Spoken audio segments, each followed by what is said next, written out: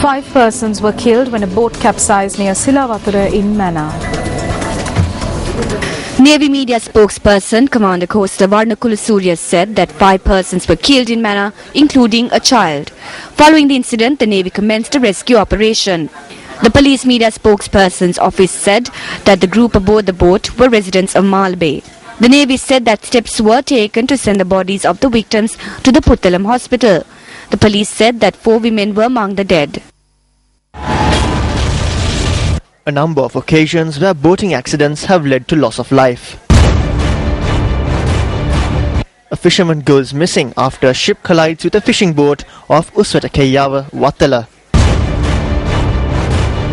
5 people drowned while on an excursion to the Berula lighthouse after their boat capsized. 7 people drowned after their boat capsized on the Thisawava in Hambantota. A fishing boat washes up on the shores of Barudalpola in Maravilla. Vessel's owner reported missing. 5 people drowned, including a child, after a boat capsizes off the coast of Silavathura. For the attention of those travelling in boats. News First U reporter Upul Mahesh from Ampegama filed this report on the rough seas of Hikkaduwa.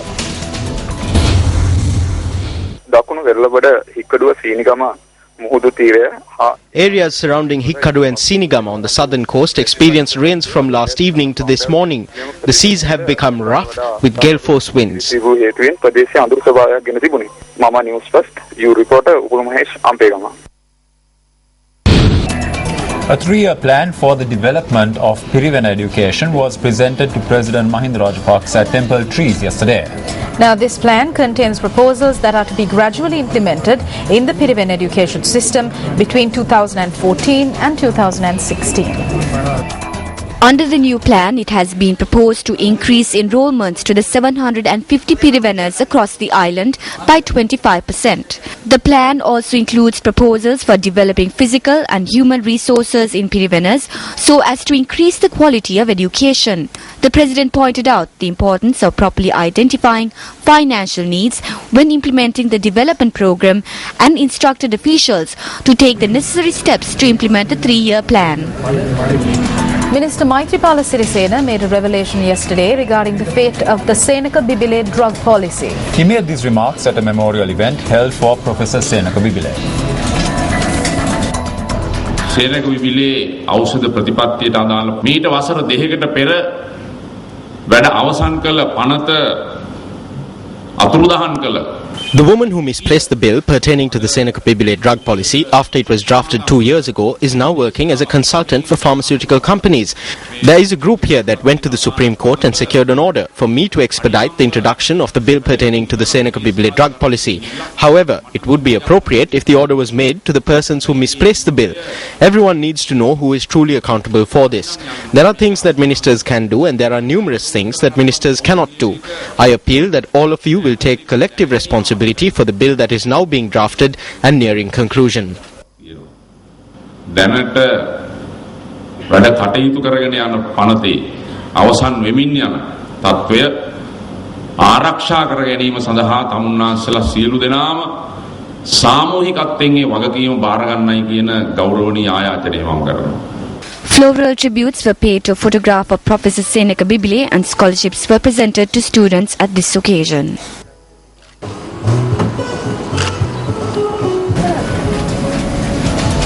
The Commonwealth Rally vehicular procession stopped for the day in Batticaloa today.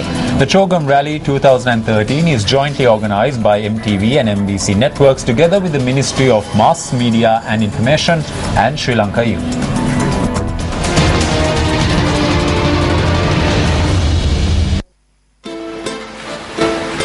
The Commonwealth Rally embarked from Trincomalee today. A group including Deputy Minister of Economic Development Susantha Punchinilame, the Senior Deputy Inspector General of Police in the Eastern Province Kapila Jayasekara, the Eastern Province Director of Sri Lanka Youth K. Pavaraja and the chairman of the Trincomalee Municipal Council, K. Selvaraja, participated at the ceremony held at the start of today's journey. Deputy Minister Susantha Punchinilame hoisted the national flag of Belize in the center of the main float today, replacing the national flag of Barbados, which was flown for the last leg of yesterday's journey.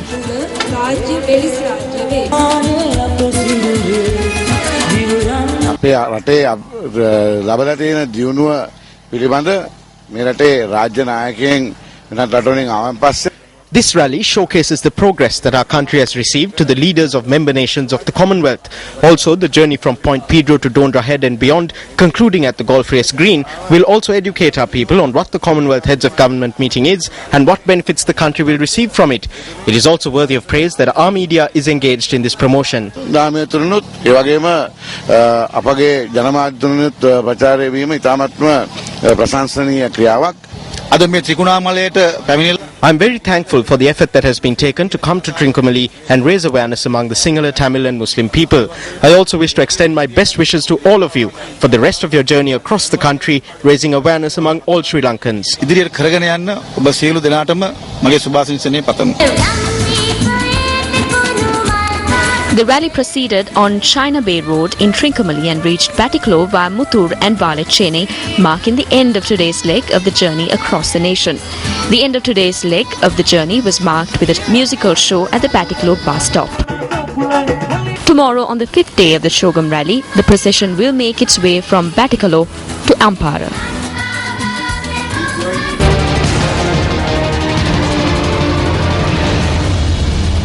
Following his swearing in as a minister of the Central Provincial Council, Pramitha Bandarathanakun arrived in Dambulla this morning. An event was organised to welcome the newly appointed provincial minister in the town of Galewela.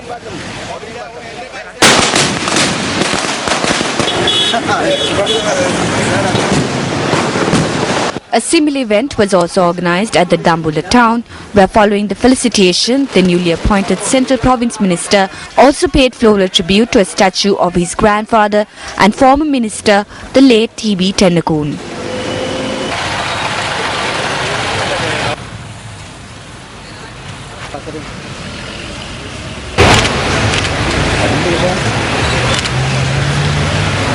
ගුණගරුක යුක්තිගරුක සාධාරණ තරුණ පරපුර His Excellency the President has entrusted me with the responsibility of bringing forth a youth generation in the Central Province with respect for morals, justice and fairness.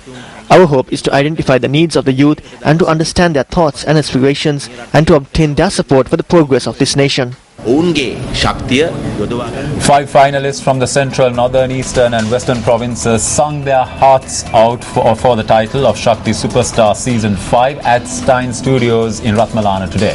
Well, that's right. Darshini, Ranil Jitendra, Sabeshan, Anon and Sri Vatsala succeeded in making it to the finals. But in the end, Sri Vatsala claimed the title. Let's have a look at the winning moment once again. Superstar! Sri Vatsala அவர்களுக்கு இதோ கிடைக்கப்படுகிறது.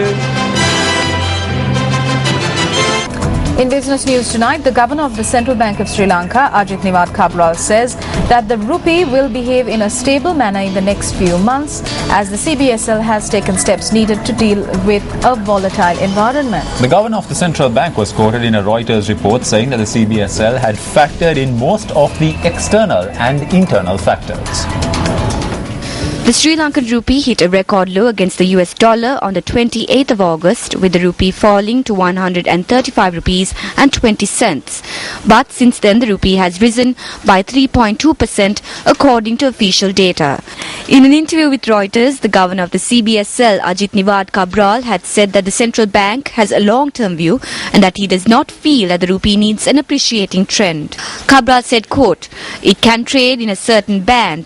It can appreciate within that band," unquote. Come the 7th of October, will Ranil Wickremesinghe say that the working committee appointed by him has asked him not to step down from the leadership? If your answer is yes, type news space Y, or if your answer is no, type news space N and send SMS to 7788. In sports news tonight, World Indoor Cricket Champions Australia won the championship at the Indo Cricket League today. Well, a notable achievement was that the Australian women's team also won their respective championships in the ICL. The Day 4 Indo Cricket League played at the Thalawathugoda Indo Cricket Complex concluded today. World champions Australia, India and Sri Lanka competed in the ICL, and it was the first time that an Indo cricket tournament was hosted in Sri Lanka after 2004. The women's cricket tournament was also organised in line with the ICL, where the women's Indo cricket teams and the cricket development teams also took part. In the finals of the women's category played today, the Australian women's team defeated the Sri Lankan women 166 runs to 2. Sri Lanka and Australia battled out in the men's finals. Sri Lanka batting first put 20 runs in their 16 overs. Australia won the game by scoring 71 runs in 16 overs. All the matches of the ICL were telecasted live on MTV Sports. And that's a wrap of this edition of your Primetime Weekend News Bulletin. I'm Shane Silva. I'm Sonali Manikbadage. Good night. News First at 9.